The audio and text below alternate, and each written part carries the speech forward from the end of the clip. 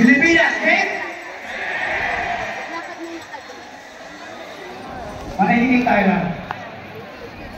Ang bayan ko, Pilipinas, ngunit ng ginto't kulang lang, pag-ibig na sa kanyang balat, nag-alay ng gandang dila, at sa kanyang buhay at ganda, tayo ay kay nanina.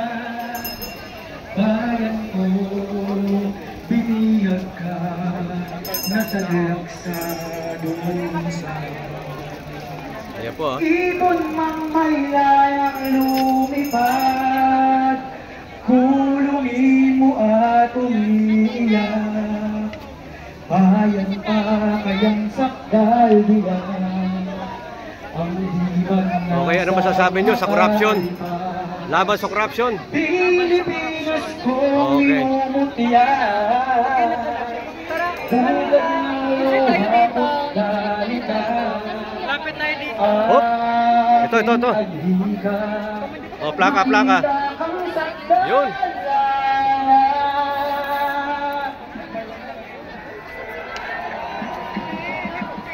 Ang bayan ko, Okay. tanging ikaw, Pilipinas kong mahal, ang puso ko at buhay man sa iyo'y ibibigay. Tungkulin ko'y gagampanan, na lagi kang paglingkuran, ang laya mo'y babantayan, Pilipinas kong hirang. Manalangin tayo. I pray you be our eyes and watch us where we go, and help us to be wise in times when we don't know. Let this be your prayer, let this be your breath when we lose our way. Lead us to a place, guide us with your grace. Give us faith so we'll be saved. Palakpakan ang buong Pilipino! Ayan po. Palakpakan ang Pilipinas!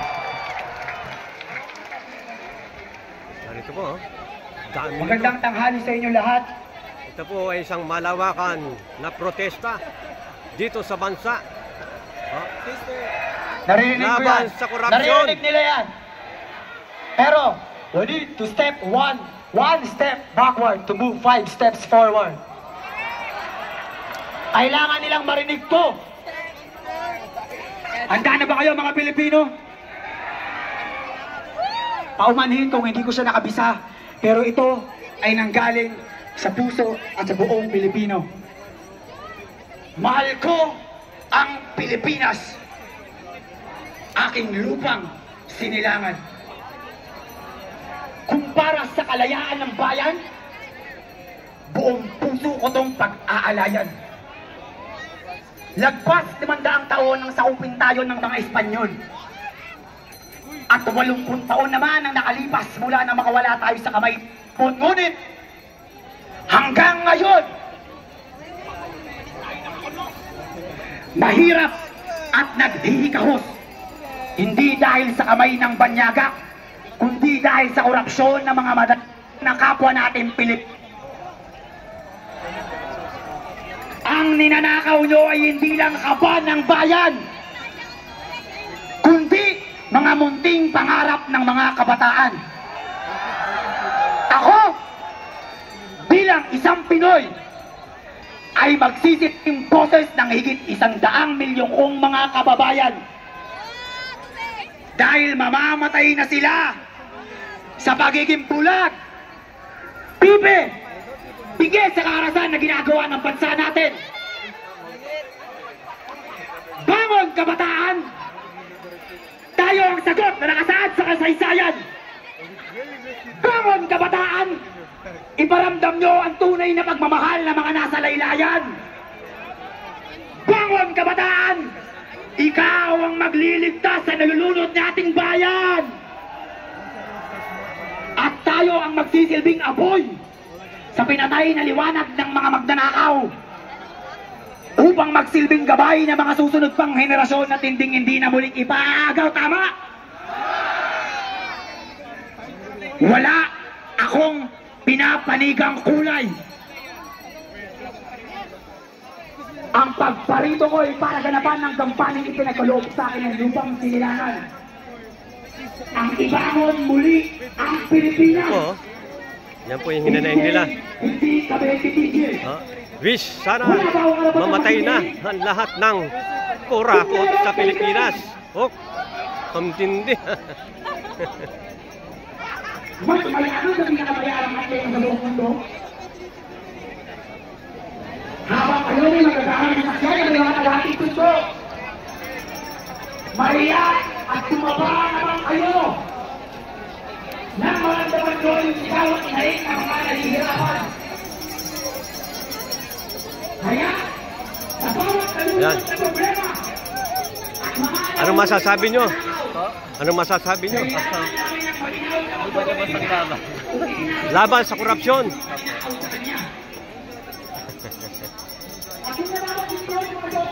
Okay.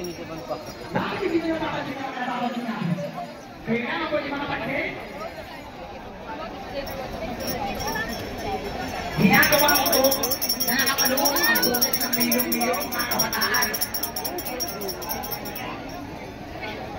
Hindi ako yung kalaban mo. Hindi ikaw yung kalaban namin. Ang tunay na kalaban natin ay ang korupsyon at ang kahirapan. Kaya kung may mangyari man sa akin masama,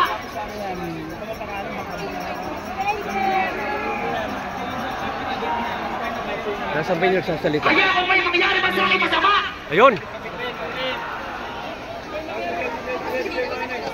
ang pakikiramay nyo ay pagpapatuloy ng kalayaan ng Pilipinas sa korupsyon.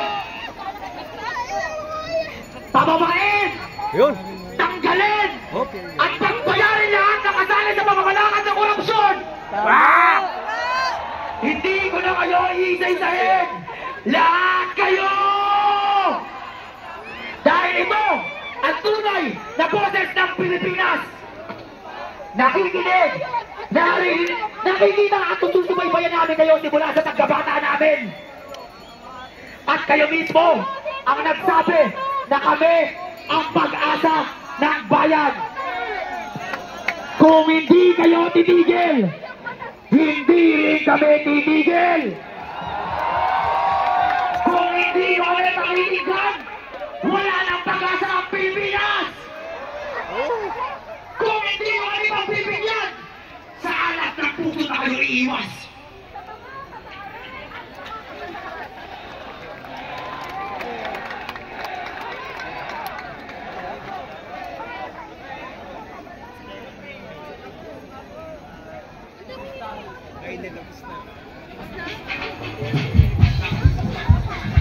Okay.